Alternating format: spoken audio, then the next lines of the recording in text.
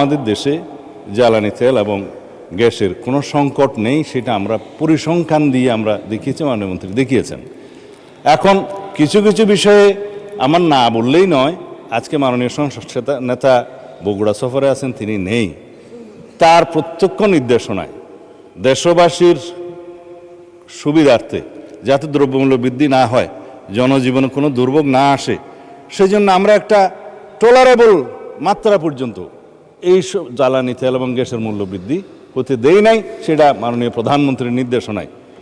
একবারে শেষের দিকে এসে আমাদের ন্যাশনাল ইকোনমি এফোর্ড করতে পারছে না, এবং এই জ্বালানি এবং গ্যাসের মূল্য এখানে কম থাকাতে, তাতে আপনি জানেন যে সবসময় একটা টেন্ডেন্সি থাকে এটা অন্যভাবে অপচয় হওয়ার।